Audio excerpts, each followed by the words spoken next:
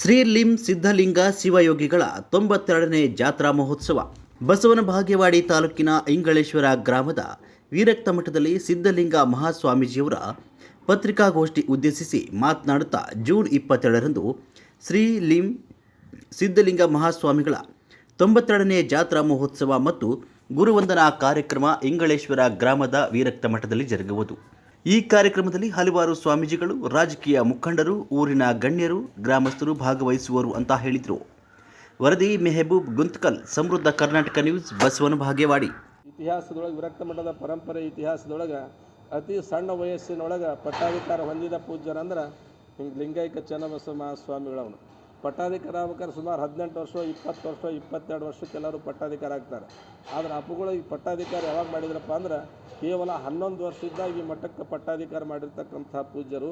ಅಲ್ಲಿ ಹಿಡಿದು ಮನೆಯವರೆಗೂ ಲಿಂಗೈಕ್ಯರಾಗುವವರೆಗೂ ಕೂಡ ಅವರು ಪೂಜಾದಲ್ಲಿ ಯಾವುದೂ ವ್ಯತ್ಯಾಸ ಆಗಿರಲಿಲ್ಲ. ಅವರು ಅಪೇಕ್ಷೆ ಪಡ್ತಕ್ಕಂಥ ಕ್ಷೇತ್ರ ಹೆಚ್ಚಿಗಪ್ಪ ಅಂದ್ರೆ ಉಳಿವಿಯ ಚನ್ನಬಸವಣ್ಣವರು. ಏನು ಕಾರಣವೋ ಗೊತ್ತಿಲ್ಲ, ಏನು ಅವ್ರದ್ದೇ ಅವತಾರ ಐತಿ ಅನ್ನೋದು ಗೊತ್ತಿಲ್ಲ. ಆ ಚನ್ನಬಸವಣ್ಣವ್ರ ಜಾಗದಲ್ಲಿ ಹೋಗೋದಂದ್ರೆ ಬಹಳ ಖುಷಿ ಪಡ್ತಕ್ಕಂಥವ್ರು.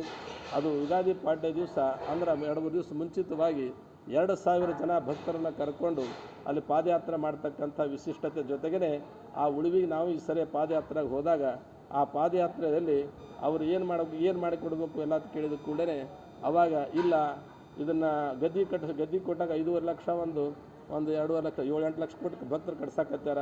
ಅದಕ್ಕೆ ಏನು ಮಾಡ್ಬೇಕು ಅಂದ ಕೂಡಲೇ ಬೆಳ್ಳಿ ತೇರು ಐತಿ ಉಳಿವಿ ಒಳಗೆ.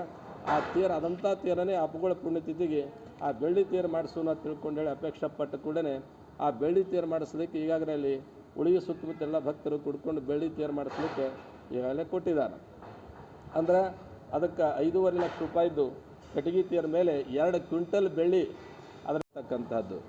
ಈ ಕಾರ್ಯಕ್ರಮದಲ್ಲಿ ಈ ಸರಿ ಕಾರ್ಯಕ್ರಮ 92ನೇ ಜಾತ್ರಾ ಮಹೋತ್ಸವ ಕಾರ್ಯಕ್ರಮದಲ್ಲಿ ವಿಶೇಷವಾಗಿ ಹೇಳಬೇಕಪ್ಪ ಅಂದರೆ ಈ ಕಾರ್ಯಕ್ರಮವನ್ನು ನಾಡಿನ ಜಿಲ್ಲೆಯಾದ್ಯಂತ ಮತ್ತು ಹಿರಿಯರಾಗಿರ್ತಕ್ಕಂಥವರು ನನಗೆ ಅನಿಸಿದ ಮಟ್ಟಿಗೆ ಕರ್ನಾಟಕದಲ್ಲಿರ್ತಕ್ಕಂಥ ಬಹುತೇಕ ಎಲ್ಲ ಸಾಹಿತಿಗಳು, ಎಲ್ಲ ಸಾಹಿತ್ಯ ಸಂಬಂಧಪಟ್ಟವರು, ಎಲ್ಲರೂ ರಾಜಕಾರಣಿಗಳು, ಯಾವುದೇ ಕ್ಷೇತ್ರದಲ್ಲಿರ್ತಕ್ಕಂಥ ಕವಿಗಳು, ಸಾಹಿತ್ಯ ಕ್ಷೇತ್ರದ, ರಾಜಕೀಯ ಕ್ಷೇತ್ರದ, ಧಾರ್ಮಿಕ ಕ್ಷೇತ್ರದ, ಶೈಕ್ಷಣಿಕ ಕ್ಷೇತ್ರದ ಎಲ್ಲ ಕ್ಷೇತ್ರದ ಪ್ರಮುಖರು ಕೂಡ ಇಲ್ಲಿ ಭೇಟಿಯಾಗಿರ್ತಕ್ಕಂಥದ್ದೇ.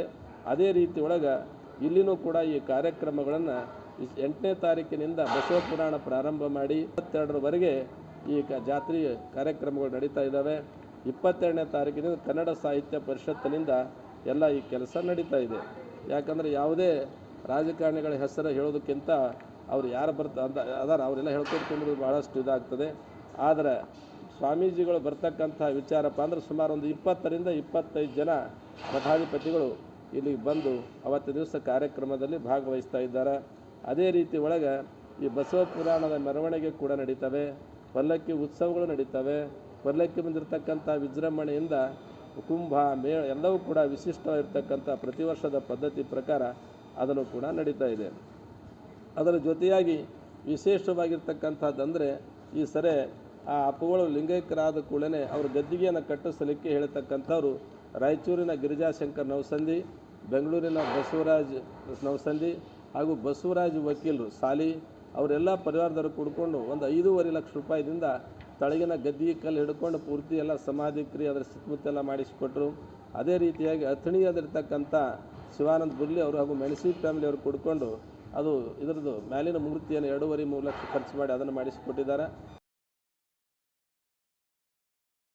ಈ ರೀತಿ ಒಳಗೆ ಇದರ ಜೊತೆಗೇ ಸಂಸದರಾಗಲಿ, ಶಾಸಕರಾಗಲಿ, ಮಂತ್ರಿಗಳಾಗಲಿ, ಮಾನ್ಯ ಮುಖ್ಯಮಂತ್ರಿಗಳಾಗಲಿ, ಮಾಜಿ ಮುಖ್ಯಮಂತ್ರಿಗಳಾಗಲಿ ಯಾರೇ ಆದರೂ ಕೂಡ ವಿಶೇಷವಾಗಿರ್ತಕ್ಕಂಥವ್ರು SR ಪಾಟೀಲ್ರಾಗಲಿ ಹಾಗೂ ಹುಮನಾಬಾದ್ ರಾಜಶೇಖರ್ ಪಾಟೀಲ್ ಎಲ್ಲರೂ ಬಹಳಷ್ಟು ಜನ ಇದರಲ್ಲಿ ಭಾಗವಹಿಸ್ತಕ್ಕಂಥವ್ರ ಜೊತೆಗೇ ಇದಕ್ಕೆ 3 ಗೋಷ್ಠಿಗಳನ್ನು ಇಟ್ಕೊಂಡಿದ್ದಾಗಿದೆ. ಕನ್ನಡ ಸಾಹಿತ್ಯ ಪರಿಷತ್ತು ಬಿಜಾಪುರದ ವತಿಯಿಂದ 3 ಗೋಷ್ಠಿಗಳನ್ನು ಇಟ್ಟುಕೊಂಡಾಗಿದೆ. ಈ 3 ಗೋಷ್ಠಿಗಳಿಗಾಗಿ 1ನೇ ಗೋಷ್ಠಿಯಪ್ಪ ಅಂದ್ರೆ ಕವಿಗೋಷ್ಠಿಯನ್ನು ಇಟ್ಟಿದ್ದಾರೆ.